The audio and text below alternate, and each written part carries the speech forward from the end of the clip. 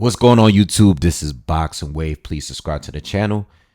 We are here to break down between Anthony Joshua and Daniel Dubois. The fight is tomorrow. I believe it's on dazn. It's 1999 pay-per-view if you're here in the States. Okay, and it's gonna be pretty much all day. It's a solid card all the way through, and I think it's definitely worth it. They're out in Wembley. They sold Wembley Stadium completely out. They broke a new record, 96,000 in ticket sales. So it's a big fight out in the UK. Shout out to everyone that's out there, all my peoples out there in the UK. Salute. I'm still waiting for my opportunity to go to a Wembley Stadium fight. I've been to a couple fights. You guys know I've been to a few fights out there. I've been in the O2. I've been to Wembley, not the stadium, the arena. But I haven't been to the stadium itself. I try to go back in the same year where Joshua was originally supposed to fight Dillian White in a rematch. Okay, and it didn't happen, and then he was supposed to fight Gerald Miller, and then Gerald Miller popped 30, and then he went on to fight Andy Ruiz here in Madison Square Garden, which I did go to. I did go to that fight, but I still haven't seen a fight in Williams Stadium. But hopefully within the next year or two, hopefully I'm out there. All right, wish I was there for this one. But look, let's talk boxing, man. Again, I apologize for being late, but this is a big fight. This is a huge fight, and I'm very excited for the fight. And I think there should be no excuses. I mean, both fighters really has a lot. They both have a lot of momentum going into this fight. Okay, I think AJ right now you can make an argument that he's actually in his physical prime, and as far as experience and everything, he may be in his prime right now. Okay, we'll talk a little bit more about that and his recent opponents and stuff, but he may be in his prime right now at 34 years old. And then you have Daniel Dubois, who's got a lot of momentum right now. He's just picked up some good wins, and he's going into this fight with a lot. I mean, the guy is just ready. He's just, every time he's there or anywhere in the area of Anthony Joshua, he looks like he's ready to fight, like right there. And that's what happened in that first meeting that they had.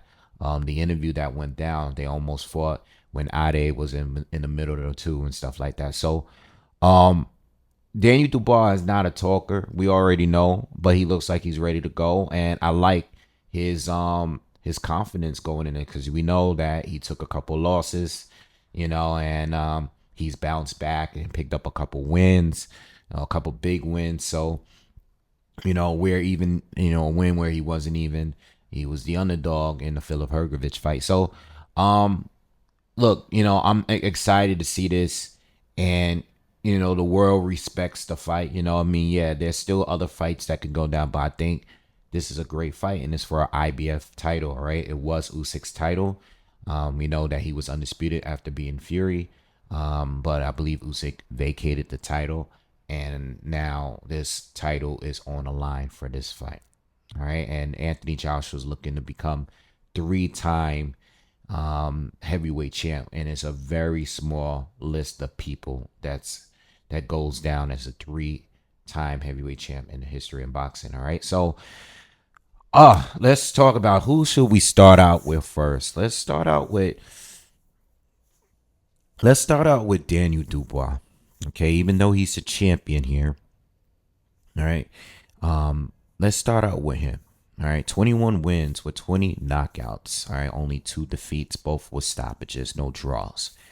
All right, 27 years old, just a tad bit shorter than AJ, about an inch shorter than AJ, 4-inch reach disadvantage from AJ. All right, but they got history, and part of the reason why Daniel is probably so confident is because in sparring years ago, he either dropped or hurt AJ in sparring. All right, and this is constantly being brought up in every interview that they have, and anytime their names are mentioned, everybody talks about Triple D. I mean, the guy literally got signed to Frank Warren because of the word that got around of what happened in their sparring session, and AJ he don't lie about it. He's always admitted to it, pretty much. So that's how we really got here, and that's where the tension comes from with these two because of that sparring session. AJ is going on to say recently that they sparred hundreds of rounds and stuff like that, but he got caught with a good shot at some point, and I don't know the exact details, but we just know at the very least he got hurt. Okay, um, but when it comes to Daniel Dubois, he was a guy that has been coming through, running through guys, comes in with the black shorts, very, very hard puncher, very aggressive style, like come forward, likes to throw big, very explosive, big shots. Not a good defender, not a slick in any way kind of fighter. Is no business, like no, I'm sorry, no bullshit, no, just coming straight at you, and he's actually fun to watch, and even if you don't think he's that talented, he comes to do one thing and one thing only, and he's coming in there just to knock you out. And the knockout ratio shows you exactly he's knocked out everybody he's fought except one person. Okay, he's only gone the distance once. All right. So with that being said, I want to say like the big first win was against Nate Gorman. Nate I think was undefeated at that time too. Yes, he was, and that was the big win. And then the second test was against Joe Joyce, where Joe was at his prime, and Joe won. We know Joe stopped him. He took a knee, ninth, 10th round, somewhere around that. Damaged his eye, orbital bone was broken, and Daniel, to a lot of people, quit. I didn't say that. I don't. When people are just, I think I don't like using the term unless you just really to say I'm done, I'm giving up. He took a knee, he had a lot of damage, and I think it's you live to fight another day. You don't want to end your career because I mean, look, if he kept fighting, he might not be fighting against AJ right now, because he would have even done more damage, possibly, right? But he lost a Joe Joyce fight, and I think that had a lot to do with lack of experience. And I'll be honest, man. I haven't been the best at predicting the Daniel Dubois fights, and when I say that, I mean the major fights. All right, I don't mean like the little fights in between against like Kevin Lorena or when he fought Trevor Bryan for the regular WBA. I don't mean those fights. I'm talking about the big ones. The Joe Joyce fight, I thought Daniel was gonna win. I thought Joyce was too hittable. I knew Daniel had power. And I just thought that Daniel was going to be the one to finally hurt him. And he lost. He looked good early, but he lost the fight. Joyce was too much. All right. So I got that one wrong. All right. The Usyk fight, I did get that one right. I got the stoppage prediction in there. The Gerald Miller fight was a fight that I originally picked Daniel to win. But the more I thought about it, I was just like, you know what? Son tells me Miller's going to come strong and possibly do. I started thinking too much in the losses to Usyk and to Joyce, where he was stopped by Usyk. And I started thinking about that, and then he had the Filip Hrgovic fight where I was super confident that Hrgovic was going to win that fight, and I think there's no excuses for that one. I mean, Hrgovic was confident. He kept bringing up their sparring stories and how he's dominating him in sparring and stuff. He was really arrogant coming off the fight. He had the Gilles Zhang fight that was a fight that a lot of people think Zhang won, but I actually thought Hrgovic won. You know what I mean? But Hrgovic kind of just proved that, it was a lot of talk. And on the night of the fight, he just didn't have the will to win. Once it got tough for him, I think he gave up in that fight more so than Daniel did in his two losses. I think Hrgovic just, once the fight got harder than what he expected it to, he saw this guy walking through his right hands. I think that from a mental standpoint, I think that really bothered him. So, those are the four big ones. And he's coming off two big ones, Gerald Miller and Filip Hrgovic. And this is how we got here. Now, I wasn't always so accepting of his road to this stage. Okay. And I think the one issue that I had in his career really is just the whole WBA thing, the ranking system. I think the turnaround was just a little too soon coming off of the loss to Joe Joyce. I thought Joe Joyce should have earned a title. He earned a title shot by beating Daniel Dubois, and I think he should have got it first. Joyce was coming off the Dubois win, coming off the Joseph Parker win, and some way, somehow, Daniel kind of slithered his way into, well, I want to say Frank slithered his way into getting an Usyk title shot. And that's the one thing I don't like about it, because the whole WBA thing with Trevor Bryan and stuff, Bogdan, then those kind of wins, it just, it's part of the reason why he got to this stage so quickly. And even though he lost to Usyk, he's right back, into another title shot. And I don't want to take anything away, but at the end of the day, Gerald Miller, Philip Hergovich, I know a lot of people talk about AJ fighting Francis Ngannou, who's completely inexperienced outside of fighting Tyson Fury. All right, and people like to dismiss the Otto Walling fight now after the result, but you got to remember, before that fight, Otto Walling was. So a lot of people thought he would be AJ just because they wasn't impressed with the Hellenius fight or the Jermaine Franklin fight. All right. But we could go all day about like who has the more impressive wins. At the end of the day, Joshua has had the way better career, but Joshua is much older. His story is closer to coming to an end, where Daniel, there's still a lot more time to go, even if he is to lose this fight tomorrow night. All right. So with all that being said, Daniel Dubois, you know, certain questionable wins, losses, but he is here, and he is the champion and he's defending his title.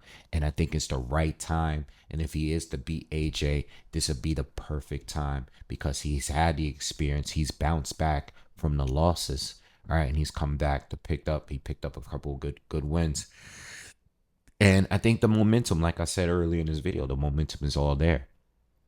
All right. But as far as his style and the way that he fights, again, he has that whole black short Mike Tyson look.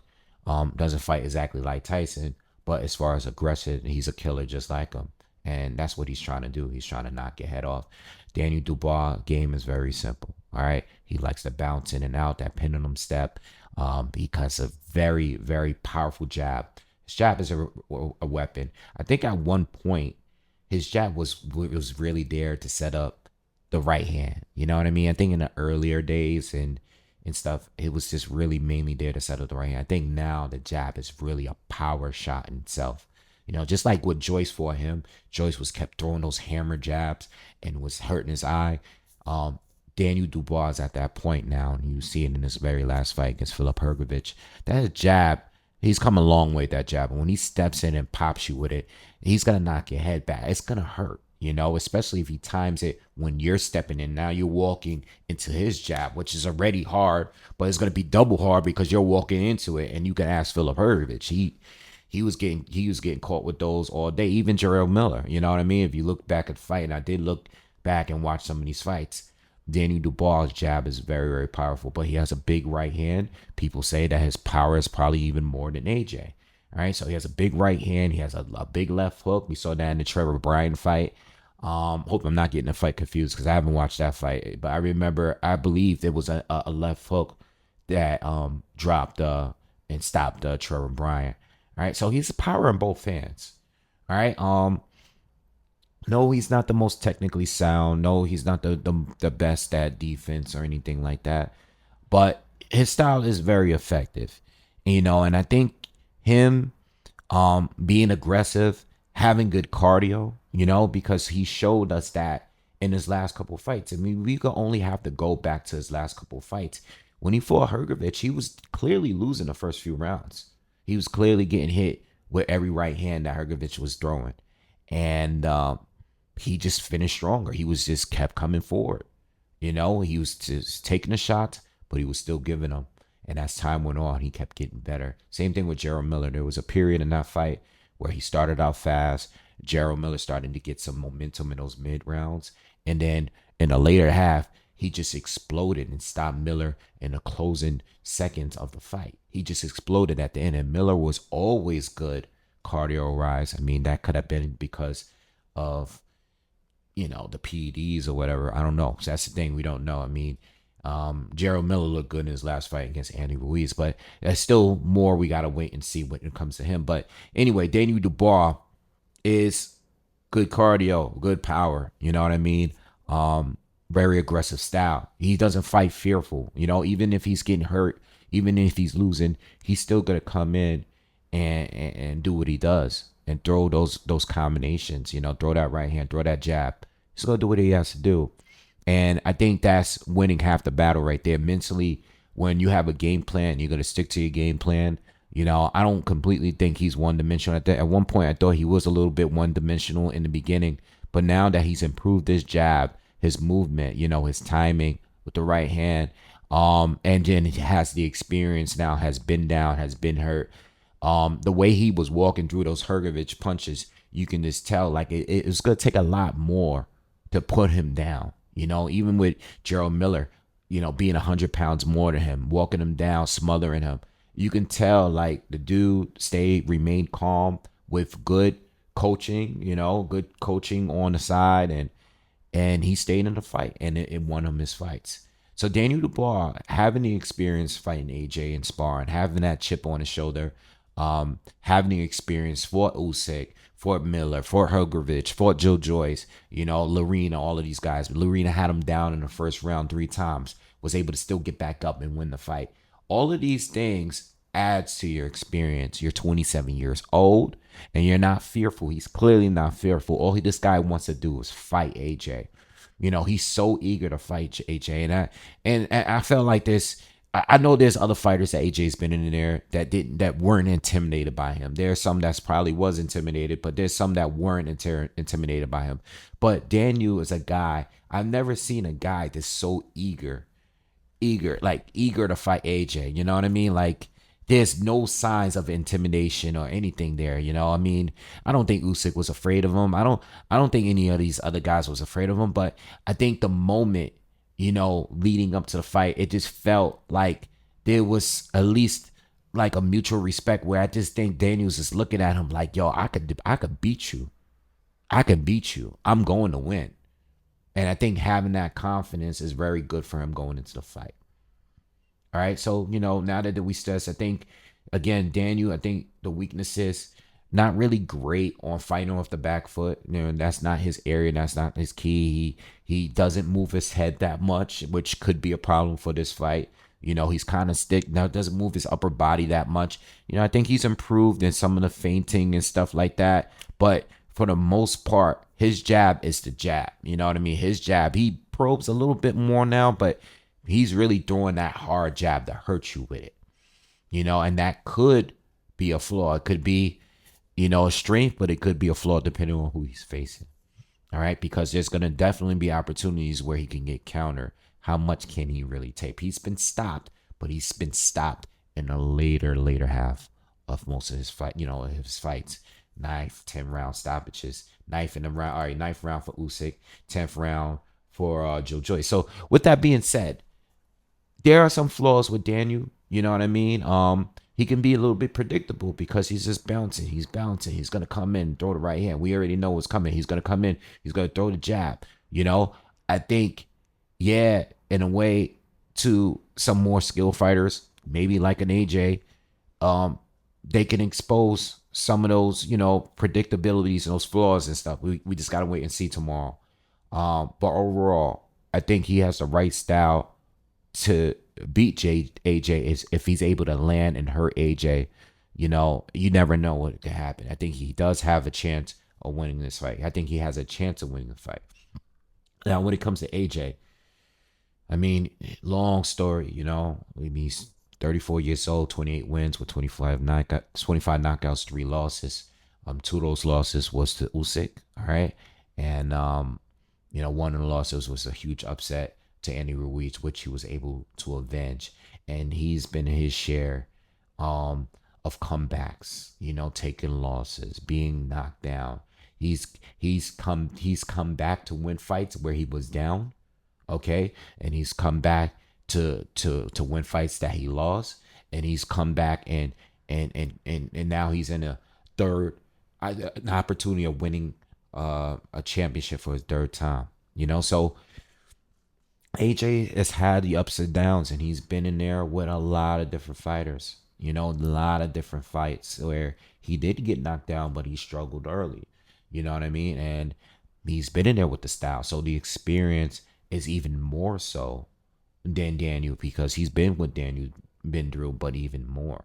You know what I mean? Um, so with that being said, AJ is coming in with a lot of momentum. He forced. Yeah, I mean, I'm not gonna go all the way through his career, but I'm gonna bring up certain names from the past that he's fought. But recently, after the two Usyk losses, he went on to fight. Switch changes. He went to Derek James first for Jermaine Franklin. Picked up that win. Fought Robert Helenius. Picked up that win. Got a stoppage midway through the fight.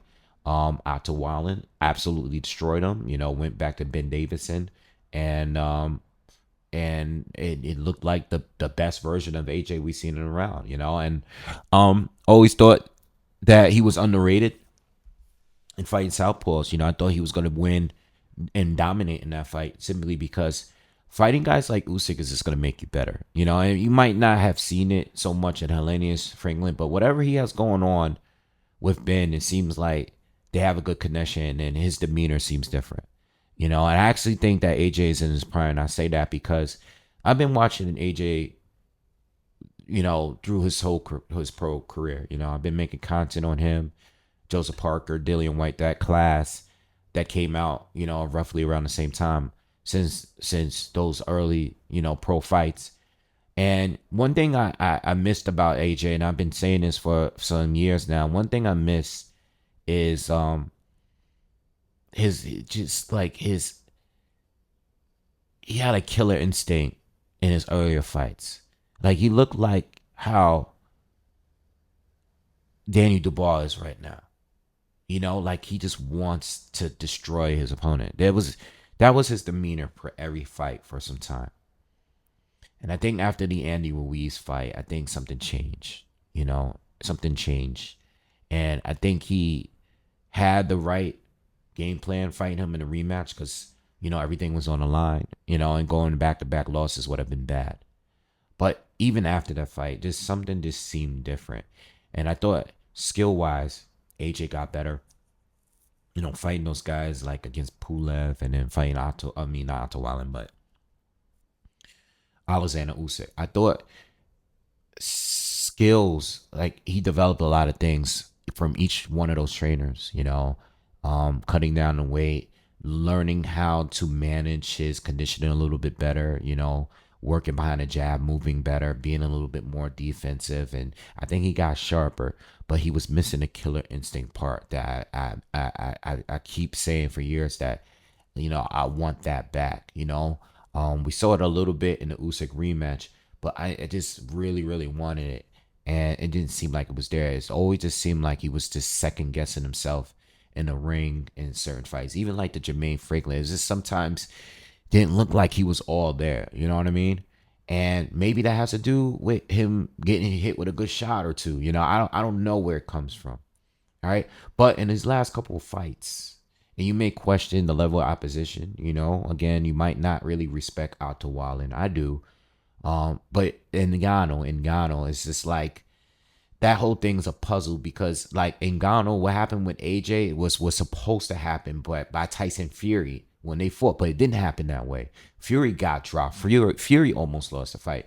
Whether he trained and prepared good or not, Francis was never supposed to be that good against a Tyson Fury. I know there was a lot of unknowns, but Francis did better than what, and then AJ went in there and destroyed him.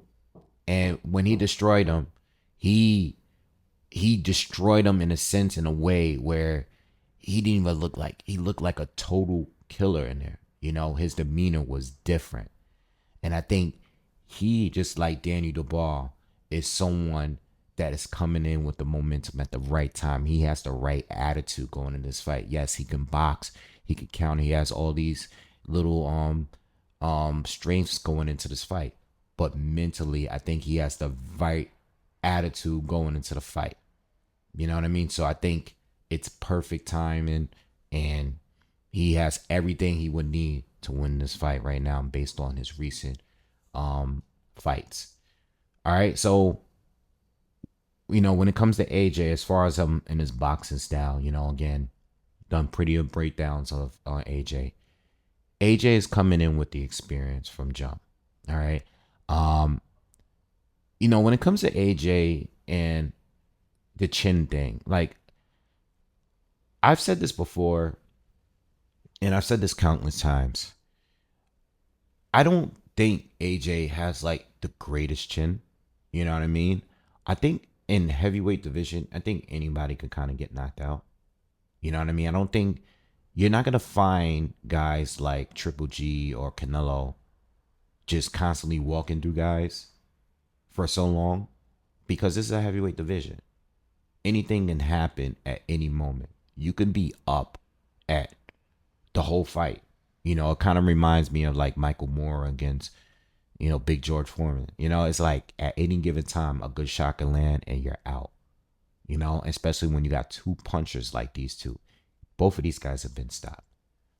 All right, but when it comes to AJ, yeah, he might not have as much power in his jab, but the way he uses it is different and is there to throw the right hand, which is the big punch from AJ. But AJ has power in both hands. You got to watch out with the right hand, but it's different from Daniel. Daniel comes forward and he's launching it, continuously launching it. Throw the jab, launch it. AJ can do it either way. He can come forward and launch it. He can fight on his back foot and launch it. He'll hit you with a pull counter and launch it. The right hand, the way he throws it is so many different ways, and you got to watch out for the uppercut. You got to watch out when you're on the inside in the pocket and you get caught with uppercut or the hook or the combinations where he doesn't throw them all the time. At some point, he just might throw it. You know what I mean? So at the end of the day, AJ is more well-rounded. He's the better counterpuncher. He's the better defender. I think he moves better. I think he's not as predictable. I think he's faster, I think he has most of the advantages going into this fight. And you may include experience. All right. Could he still get knocked out? Yes, because Daniel hits that hard. So anything can happen. But AJ has been in there with so many punchers. He's been in there with so many punchers. Ngannou was a puncher. Povetkin was a puncher. Andy Ruiz puncher.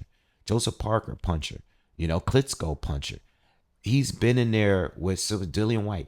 There's so many guys that he's been in there that were punchers. Some of them did hurt him. But let's not make it seem like he's just like Amir Khan. You know what I mean? Where a good shot is gonna definitely put him down. It's like when I look at the Povetkin fight, and Povetkin was a highlight reel. Like his knockouts were insane. He was so dangerous throughout his career. Even when he got older, he was still dangerous. Ask Dillian White. He was dangerous, and AJ nose broken probably the first round, and still found a way to make adjustments and come back and win. While Povetkin was still landing. Coming in, throwing combinations, changing the punch variations, every one of those combos. And you got to look at fights like that and say, like, this guy is ready because he's fought guys that brought different angles, all right, different combinations, more than what Daniel has brought. Daniel, yes, he's bringing the power, he's bringing the confidence, he's bringing the momentum, but the experience gap, there is still a gap between these two. Plus, and actual like what AJ can do in there overall, I think he's just more well-rounded. I think he's more intelligent as a boxer, and he's just more defensive. And being a better counterpunch, yes, Daniel has a great jab, a lot of power behind it. But when you find a guy that is going to be able to counter your jab, that's good. That can possibly be a problem, And let's go into my prediction. My final prediction. Look, Daniel can very well win this fight, like I said early. I'm not sleeping on him. At this point, it'll be foolish to sleep on him. especially with his history. With that being said, AJ, I think him being able to you know, counter the jab, land those right hands. Yes, the Hrgovic fight, Daniel did his thing. All right, but Daniel was able to take the power of someone that we just really didn't know how powerful he was. Because Hrgovic, at the elite level, fighting Zhang is the only one that was there. And it's not like he knocked out Zhile Zhang. So with all that being said, Daniel and AJ and Hrgovic, AJ is a much bigger puncher than Hrgovic. And AJ lands those right hands that Hrgovic was landing. I don't know how long he's going to go. Again, Daniel has been stopped twice. He was almost stopped by Kevin Lorena in the first round. You know what I mean? Like, Daniel, a lot of momentum, heart, and all that. Much respect. But AJ, I just think he has more tools overall. And I think he makes better use of his power in any way, even on the inside.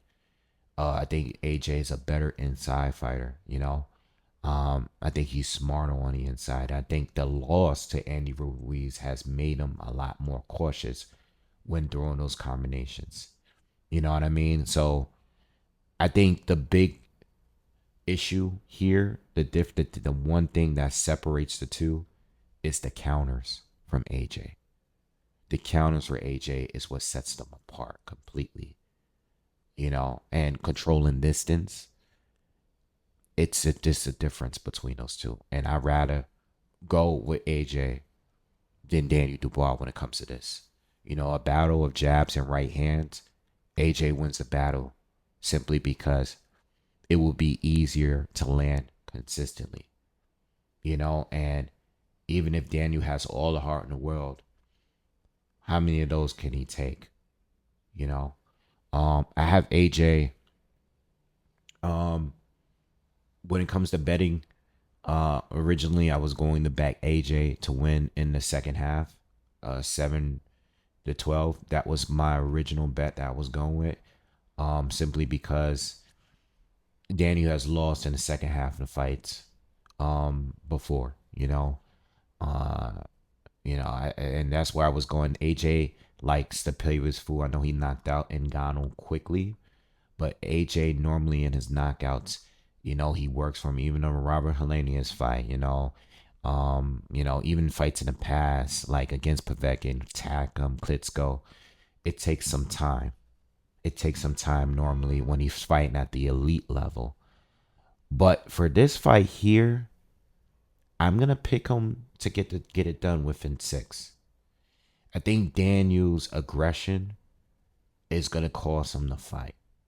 And even though he went late with Usyk and Joyce, I think the way AJ administers that power in those right hand counters is gonna be too much.